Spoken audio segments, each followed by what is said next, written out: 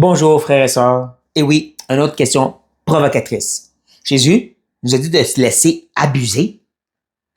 Peut-être ceci c'est un indice pour vous. Permet de mieux comprendre, nous sommes rendus où dans le sermon sur la montagne? Oui, le moment où il dit de tourner l'autre joue. Bien sûr, c'est à se demander, c'est-tu vraiment l'enseignement? Laissez-vous abuser? Bien sûr que non. Mais on veut le garder dans son contexte. Se rappeler, Jésus a commencé en disant que nous devenons une justice qui nous permet de rentrer dans le royaume. Et ensuite, il a systématiquement, par l'outil de la loi, démontré à son audience, démontré à nous que notre justice n'arrive pas au niveau. Et il a pris ce qui avait été enseigné de la loi, de tradition à tradition, et il les a ramenés à ce que la loi dit vraiment, pour montrer son loin du standard parfait de Dieu. Mais en même temps, on a vu un autre aspect. Nous avons vu que systématiquement, à travers l'exposition de leur cœur, il prétend aussi de leur dire, voici comment vous devriez vivre. Ça aussi, c'est important. Comme la dernière fois, lorsqu'il a montré qu'il utilisait des serments, des grands vœux pour convaincre les gens, mais pas garder leur parole. Et c'est pour ça que j'ai revenu à la charge, il a dit que votre oui soit oui. Faites-le. Donc, il y avait un enseignement, il y avait une façon de vivre quand même rattachée à cette exposition de leur cœur. Et la même chose encore maintenant. Autant il veut démontrer encore comment leur cœur est pécheur, mais leur montrer une meilleure façon de vivre. Ça, c'est important.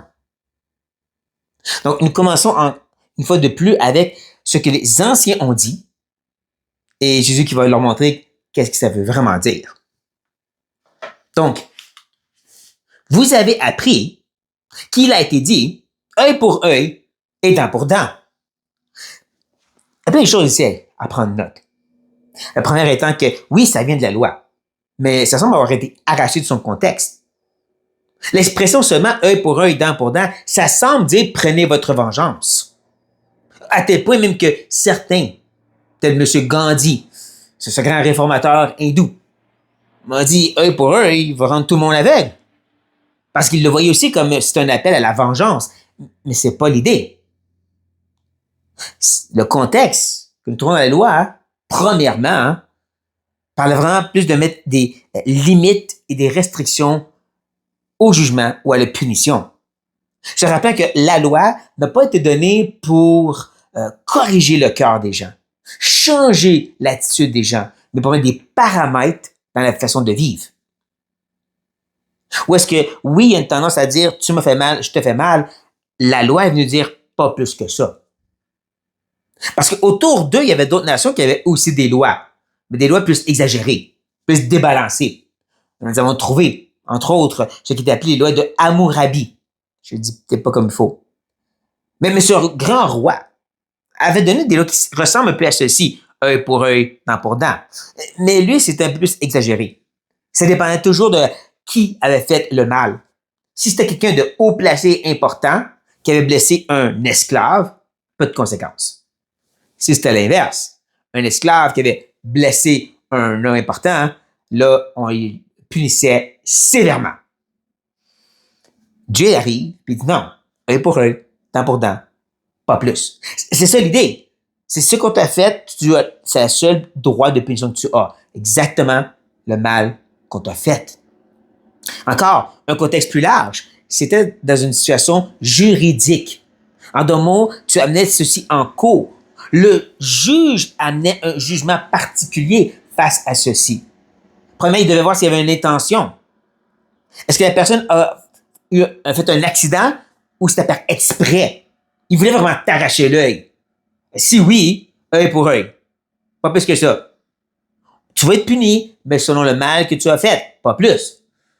Donc, juridique, non pas une vengeance personnelle, des paramètres pour empêcher d'aller trop loin. Tout ça est inclus, mais tout ça, ça va être arraché quand tu fais juste le prendre de même. Œil pour œil, dent pour dent. C'est pour ça que Jésus va ramener les pendules à l'heure, comme on dit, et qu'il va ajouter. Mais moi, je vous dis de ne pas résister aux méchants.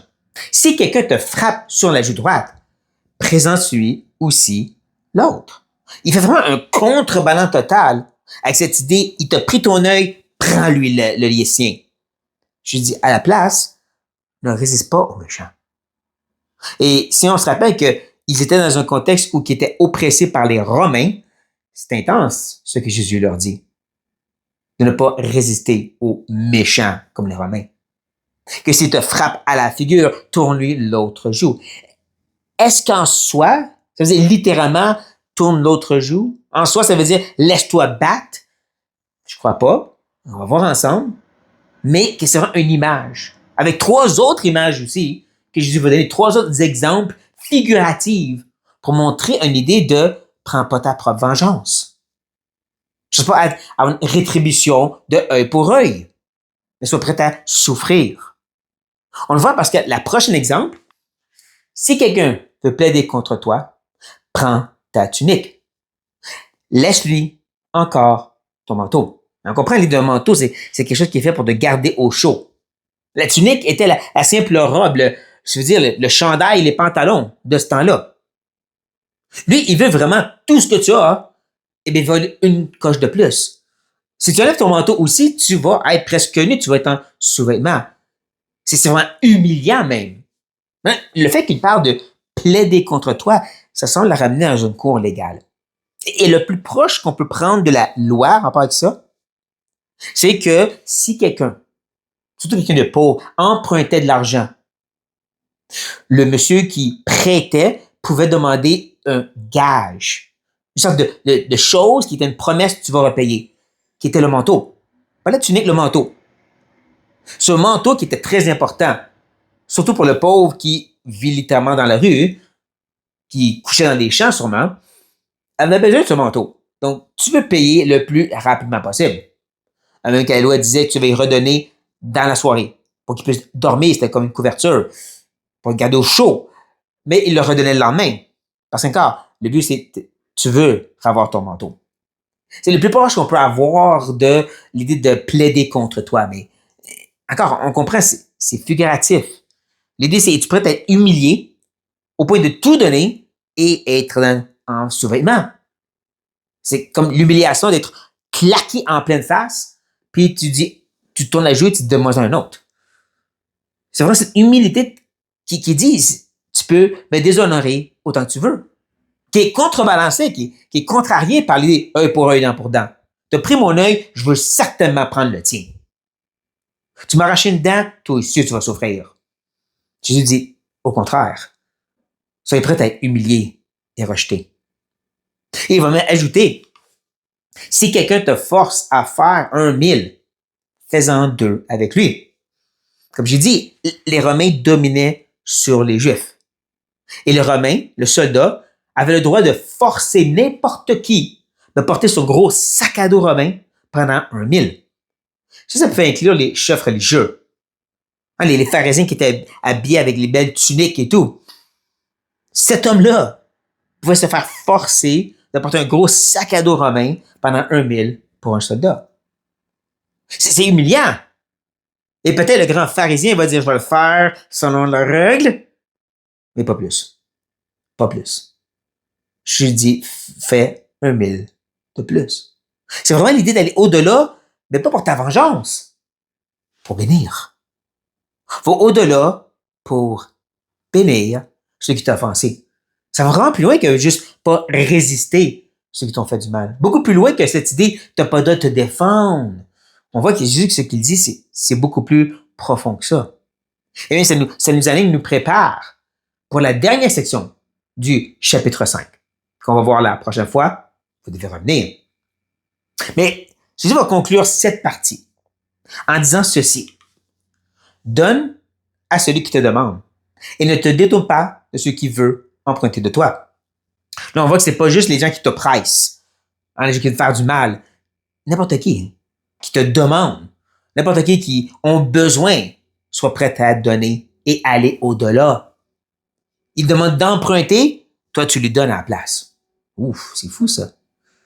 Et n'est-ce pas cette sorte de grâce, faveur imméritée, extraordinaire que Dieu a envers nous quand il nous a sauvés par Jésus-Christ? Nous, ses ennemis, à qui il a donné au-delà de son précieux Fils pour nous racheter?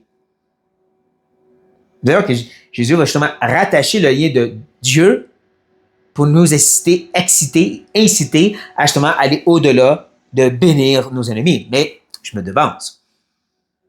Donc, où est-ce que la tendance était œil pour œil, dent pour dent? Vas-y, presse la loi, puis faut-tu être ta revanche? Je dis à la place, bénis-les. Va au-delà pour les bénir. Et ça, c'est un bon rappel pour nous. Encore, c'est pas de se questionner à quel point un chrétien peut se défendre, à quel point on peut se battre pour nos droits, à quel point est-ce que tu es prêt à bénir ceux qui te font du mal, à vraiment chercher leur plus grand bien à eux, à tout te vider, te mettre à nu presque pour les autres. Quand tu réalises que Jésus s'est dévêtu de sa gloire pour venir nous sauver en tant qu'homme. Que ceci parle à nos cœurs, chers frères et sœurs. On a beaucoup de chemin à faire pour ressembler à notre cher Seigneur et Sauveur, Jésus-Christ. Sur cette note, soyez bénis.